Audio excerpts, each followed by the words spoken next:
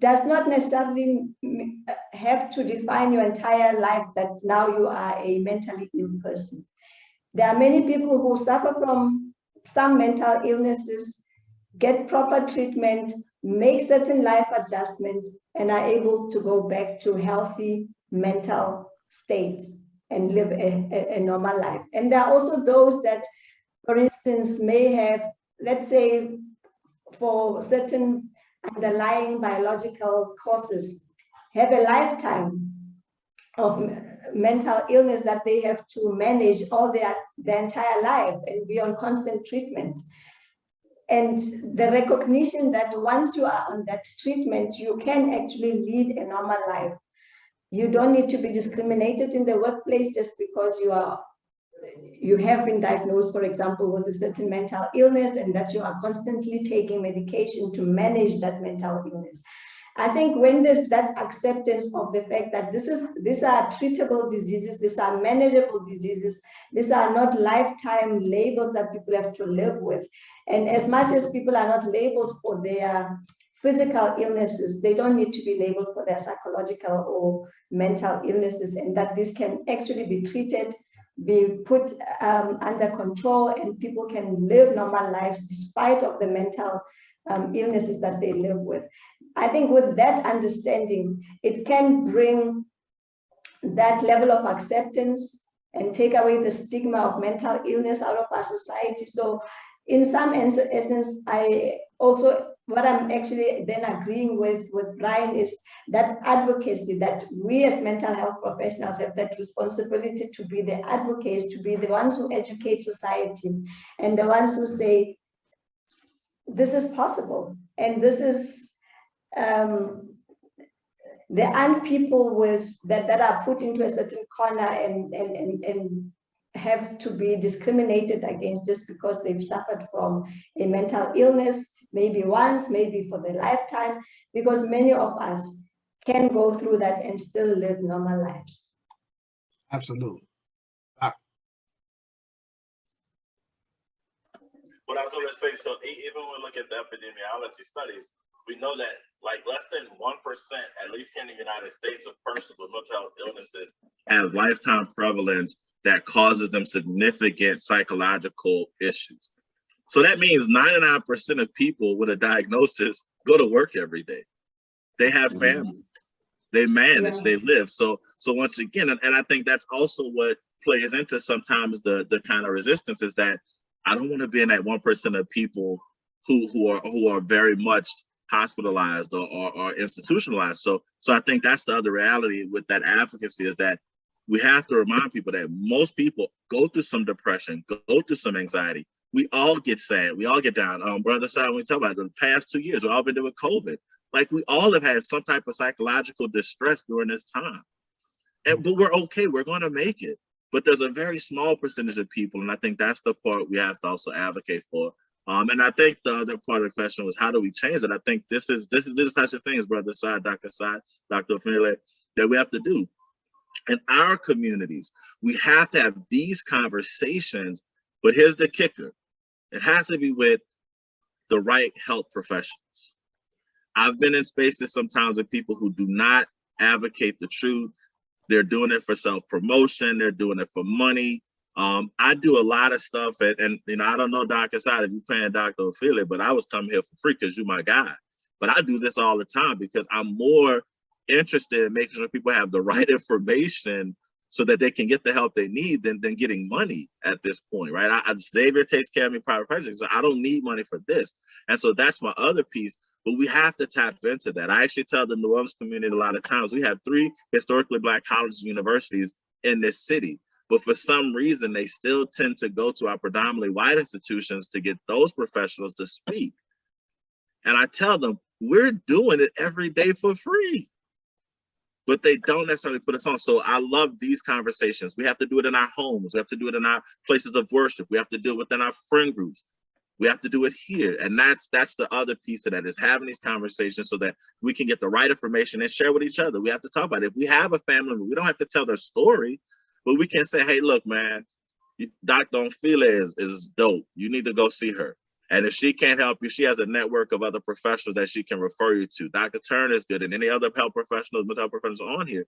We have to make sure people have our information and can access us so that we can get beyond some of those stigmas and some of those other issues and advocate for our people. So, yeah. Hey, thank you, Brother Turner. And I want to first, two things I want to say. You know, I don't have any money, so I would never be able to pay anyone.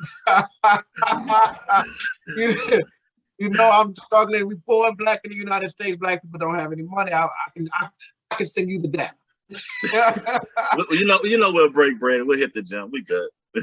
So, and then secondly, I think it was very important that you brought up the fact that, you know, less than 1% of individuals with mental health diagnoses actually have a episode that's so debilitating that they can no longer be, you know, positive members of society. Okay. From the forensic side, I want to remind individuals that less than 1% of individuals with mental health diagnoses commit crimes. Even though I go to court every day and it's all about the murder or the rapist that you know that happens to have a mental health diagnosis, that the majority of individuals with mental health diagnoses are not violent people or not criminals. The overwhelming majority, 99% of them are just, you know, normal people, at least not violent people and individuals who commit crime. But that stigma gets associated with individuals with mental health diagnoses. Someone asked, do psychologists go for therapy? I think this is an important question because my father's a minister. And this is something that they always used to bring up. Said every preacher needs a pastor, whether you're a pastor or not, someone that they can go to and have that type of godly counsel, right? So do psychologists go for therapy? Yes. Okay, before I answer that, I must just say to both Dr. Malik and Dr. Turner, and everybody around who is present, that I'm not a doctor. And I think that's one of the major differences with how you qualify in the United States versus how you qualify in South Africa. In South Africa, for me to get the title of a doctorate, I would have to go over and above my master's degree and get a PhD, which would take another 3 years or so of study. So thanks very much for the accolades. It's an encouragement for me to do that and study further and get my PhD. But yeah, from when you are in your final year of master's program, when you start seeing clients doing internship for your final year of the master's degree, one of the requirements there is that you have your own psychologist, and they would request a report from your psychologist, just to make sure that you yourself are able to debrief, you are able to make sense of some of the things that you are experiencing for the first time in the practice, which you may have never experienced before. And that practice is encouraged even beyond the final year.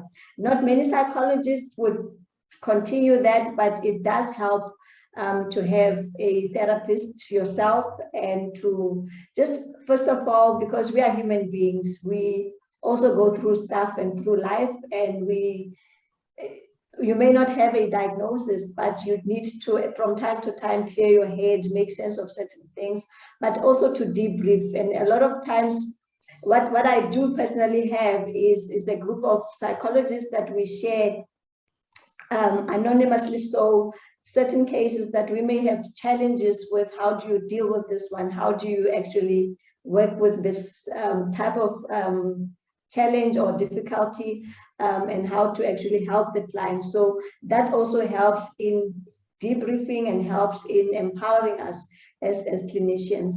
But yes, it's very important that one has their own outlet somewhere, because we're just human beings as the clients that we work with. So I would say this, to answer the question, yes, psychologists do go to therapy. I've actually worked with some other psychologists as their clinicians. Personally, myself, I have not been in therapy since I was a graduate student. Not because I don't necessarily need it. It's because actually our continuing education, our professional kind of competency says that we have to be aware of what our needs are. So I engage in a lot of other self-help and self-care practices. I have friends. I haven't done it in a while, but I write poetry, but I haven't performed in a while. That's one of my outlets. I mean, my daughter takes up a huge, beautiful part of my life that allows me to separate myself from a lot of things. My family, I love to cook. And so what I would give the caveat to that would be, is that it's not necessarily that you have to be in therapy as a clinician, but you have to be aware of what your needs are. And if you need therapy, you are very much encouraged to seek out those services. And I think, as Sister Philly said, the reality is that you have to be aware of what's impacting you, because you are in therapy and psychological contact with someone else, and you don't want your issues to in any way negatively impact the work you're doing with someone else. So it's always encouraged, and I would encourage anybody, if they need to do it. Once again, as we have this conversation, therapy is going to be helpful, and you got to do the work. And I think it's important that individuals have those, even if they're not a formal session, debriefing. Yeah. You know, sit down and just talk with, especially when you're dealing with something very serious. There are times in my capacity, in my job, when I'm dealing with individuals who who are accused of very serious crimes that touch you in a certain way, and you know, and I am not on either side of their criminal case. In fact, yes, I am. I'm technically there to help them, right? So you definitely need time where you can debrief if you have, when you're dealing with individuals that you know, you have some very serious emotional reaction to what they're accused of doing from the forensic side. Brother Easy in the chat asks a question. He makes a statement. He said that in the past, basically, South Africans have been victims of medicines and experimental drugs that, or worse, that were intended for malice, right? They were misused and intended for malice. We know here in the States, we of course have the Tuskegee experiment. That is the main thing that we use to talk about how the government allowed individuals to, they did not technically inject individuals with syphilis, but they did not treat them once they knew that they were positive for syphilis. He says that is the main reason. So that's again that shared history that South Africans and African Americans have. You know, this mistrust of medical science because we have been mistreated, misused, and experimented upon. Definitely when it comes to some mental health, but also with our physical health. So he says that is the reason why individuals go to alternative treatments like spiritualists, because they have the social credit, they have the capital with the community that Western medicine and Western science does not have, because it has misused its capital when it did have it. So Ms. PLC said, I saw a Black psychologist before moving to Africa. It helped in our transition to a new culture. And someone is agreeing with Easy.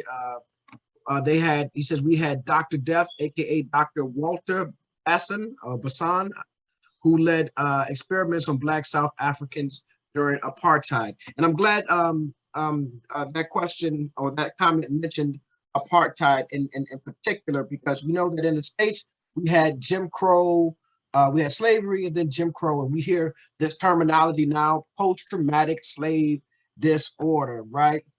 Even though it's not in the DSM-5, but we understand exactly what it means. In South Africa, you know, there was apartheid. How do you think these traumas have affected the mental and emotional health of those who were victimized by it? And how do they recover? And somebody mentioned Henrietta Lacks, very important. How do they recover from these specific traumas, these racialized traumas, mental health traumas?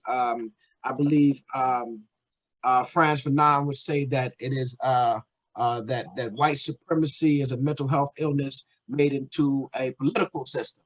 So when you have a mental health illness like apartheid, or you have a mental health illness like Jim Crow or slavery made into a political system, right? How do the victims then deal with this trauma generation after generation, and how do they heal and move on? I don't know if that's the best way to frame the question, but I think you guys can see where I'm going. But Go ahead, Sister Ophelia. I'll let you go first. Sister, I've been going first. Okay. All right. I think, you know, when we talk about the trauma of apartheid in South Africa, there is